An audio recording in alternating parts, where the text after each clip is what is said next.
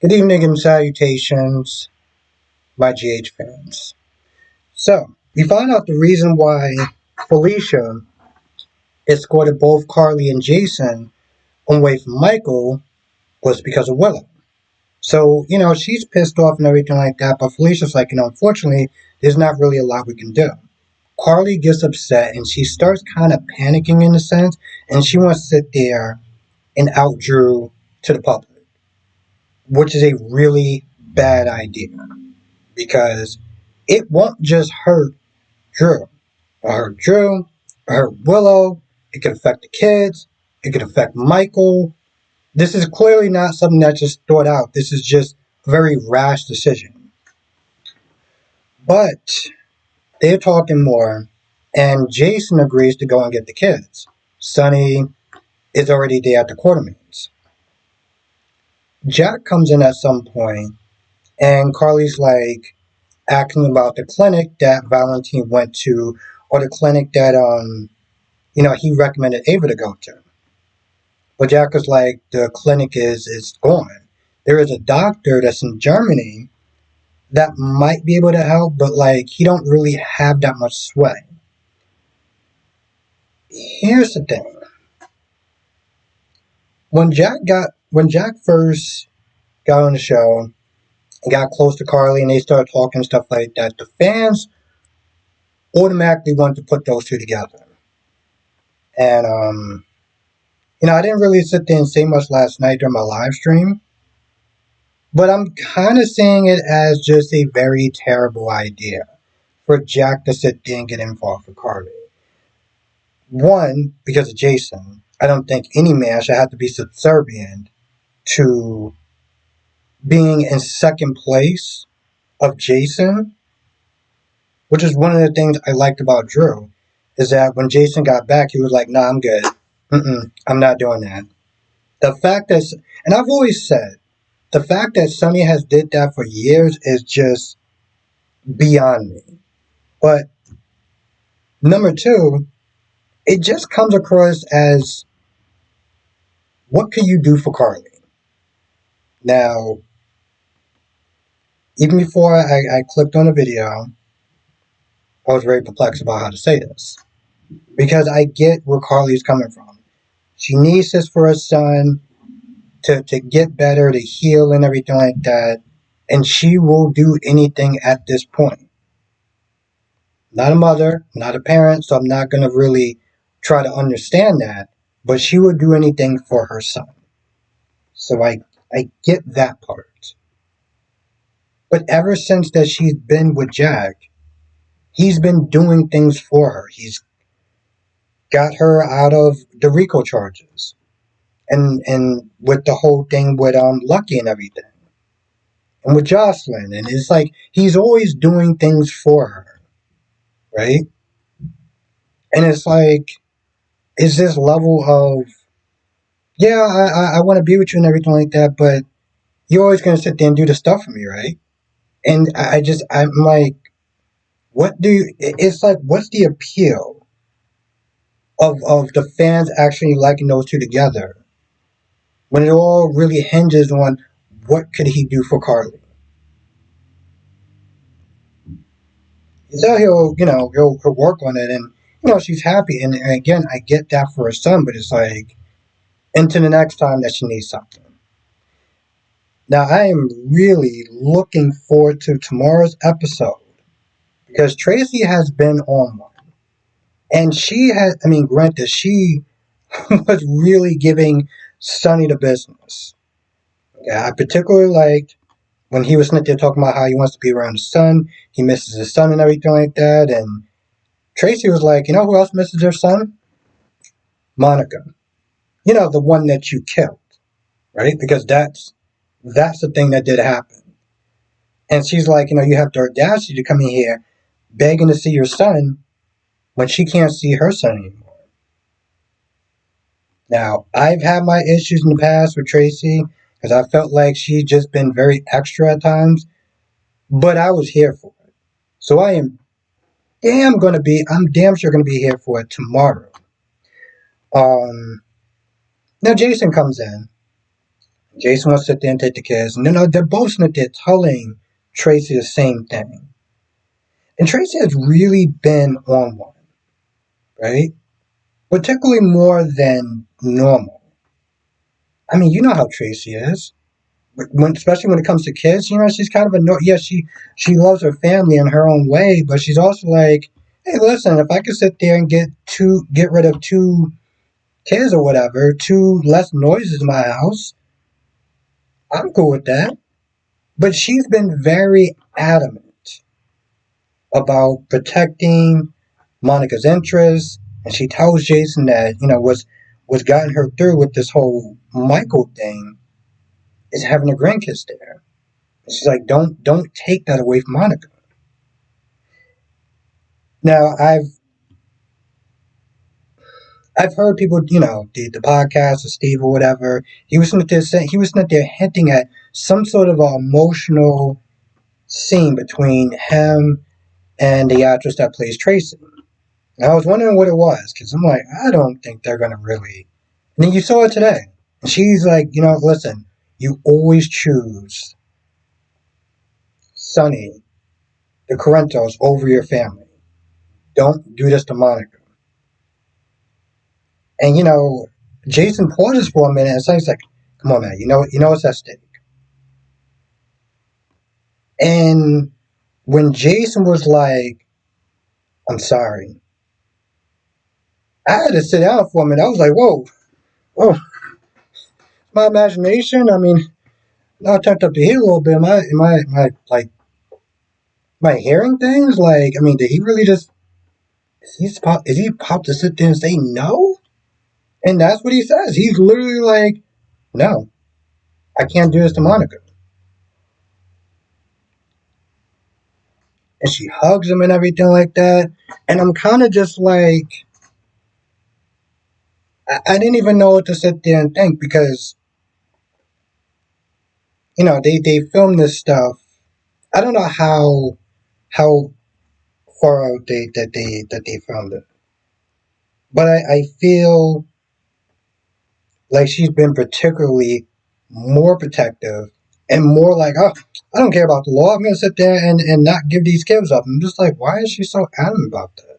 And I feel like she's more adamant about that because of what was going on at the time with the actress that played Monica. And I feel like that's the reason why they went with that direction specifically because this is kind of out of character in a sense for Tracy. Like this whole scene, this whole hugging Jason and everything like that, and Jason even sat there saying please. I was like, whoa, did he just sit there and say please to Tracy? Almost felt like you was watching a different episode in a sense. So I felt like it was more mirroring, and it went this particular way because of the actress and her health. Maybe at the time. Um. So yeah, there's that. There's so much in this episode. I know I'm gonna probably forget some stuff. So yeah, if I miss out a couple of scenes, just come to the live stream. We'll talk about the rest. Um.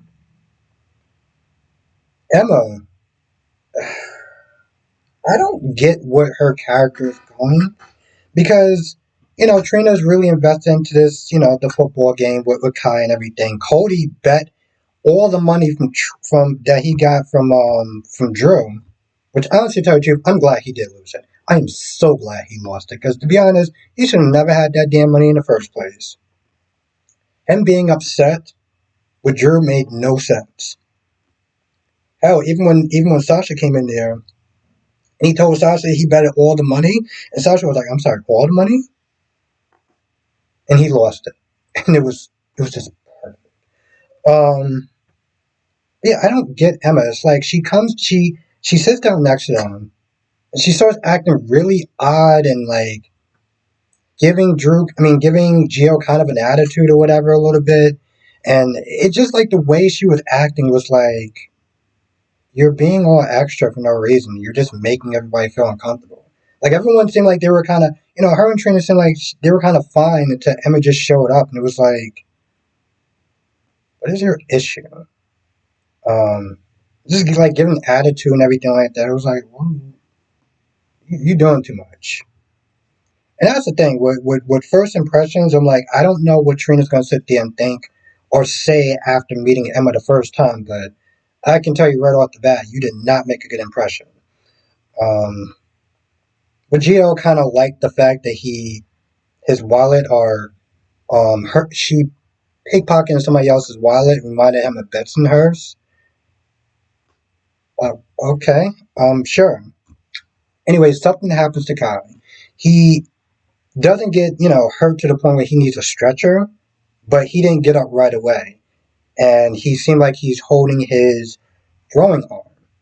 Remember I said yesterday or the day before that it was foreshadowing something wound up happening to him, and I brought up the whole married children theme that no one seemed to comment on. Maybe it's older show no one remembers, or it was kind of a raunchy show, so I can understand why people didn't watch it. But again, this is what happens in football, and this is why Gio was like, it could have been a lot worse. This is actually good in comparison to what usually happens. Um. Anyway, Felicia does talk to her, and at first I'm kind of just like, you almost seem like you're kind of overreacting. Like, okay, she's at a bar, she's 21, she's legally allowed to drink. She didn't cause anything on fire or anything damaging, and you're bringing up what she did before. Okay. And granted, she does sit there and say, well, there's nothing wrong with a little trouble, as long as it's misdemeanor, not a felony. And I'm kind of just like, is it my imagination, or are they just kind of just shoehorning her into scenes that don't really seem that important? Because, like, what did this scene even amount up to? Other than fans of Felicia liking the scene because they get to see Felicia. It just seems so unnecessary. Now, Liz and Lucky decide to play good cop, bad cop, right? And, Lucky kind of acts like a dick. Liz tries to be all sweet and nice to him and being like, oh, it's really admiring that you do so much, work or whatever. And, I'm very impressed and whatever, just kind of playing it up and being nice to him and stuff. And then he gets hauled away by the cops. See, Josslyn, so many reasons not to like Josslyn. So she pretty much walks up to Anna and pretty much just tells her to arrest Cyrus based off of her theory, right? It's like, oh, well, you got to get a warrant. You got to sit there and arrest him. And Anna's like, I don't have a warrant to really do anything based off what you just told me. Because, we need more than just your say-so. But for some odd reason, she did actually, take Cyrus in, question him and everything like that. And there was one point where Cyrus did say that he left for a minute so he can go get something to drink or whatever, but he didn't tell Chase. So right now, your story, you're telling some inconsistent stuff in your statement. But at that point, that's still not enough to sit there and arrest him or anything like that. So he lets her, she's like, all right, well, if I have any more questions, I'll come to you. And Cyrus is about to leave, and Josslyn decides to act like an emotional brat, an emotional teenage brat. It's like, no, what are you going? You got to get arrested. You sat there and you killed him and da da da da da da da. Just going off on the mouth. And Anna is trying to show a certain level of strength and professionalism, but she's like, so when Cyrus does go, and she's like, well, why'd you do that? Why'd you let him go? And da da da da da da da da. And it's like, I'm trying to build a case. But you just pretty much blew that apart, and now he's going to sit there and know how to cover his tracks. All because you couldn't sit there and keep your shit together. Why? Because that's who Josslyn is. This is the reason why I go so hard on Josslyn. It's because she does stupid shit like that. And then when people sit there and say, oh, well, you're being too harsh, and I was like, no, I'm not. If you watch all four of my reviews and I do reviews, trust me, I actually go pretty light on her compared to other people, but like, it's when she does shit like this that I'm like, this is the reason why I went so hard at her for Willow. Not just because I don't like her in general, but she has a way of just having verbal diarrhea and not realizing, like, maybe I should kind of slow down on some of the things I'm saying. Um, what else? Now, going back to Liz and Lucky, Liz wants to sit there and try to maybe even work with Cyrus, but at this point, Lucky's like, no, no, no, no, you shouldn't be doing that. And people kind of tells her, like, I don't want you to sit there and, get into a dangerous situation with Cyrus. Liz does the whole, I'm a big girl and, I can protect myself and blah, blah, blah, blah. But they do agree, like, hey, listen, let's sit there and try this another way. Um, Hinting at some sort of romance and him being overprotective and blah, blah, blah, blah, blah, blah, whatever. Um, I feel like that's pretty much about it. No, no, no, no. Of course that's not it because they got to cram every goddamn character into this. I totally forgot about Drew and Alexis. And Alexis wants to sit there and meet Drew because she's worried about Scout, right? She's worried about Scout and, Willow and, Drew wants Willow to be in Scout's life. And, at this point, Alexis is not liking the situation. Willow has her own issues to sit there and be worried about. And you don't even know where the future of you and her relationship is. Kids need stability. So she's like, why don't you just sit there and let Scout stay with me? Because right now you're kind of all over the place. And Sam wanted her to be with her siblings. Unfortunately, that couldn't happen because that just couldn't happen. Um,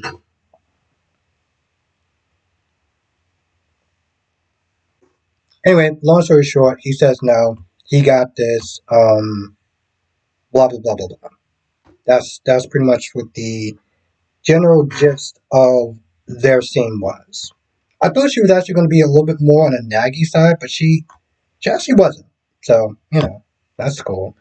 Um, yeah, that's generally about it. I can't think of anything else that wound up happening.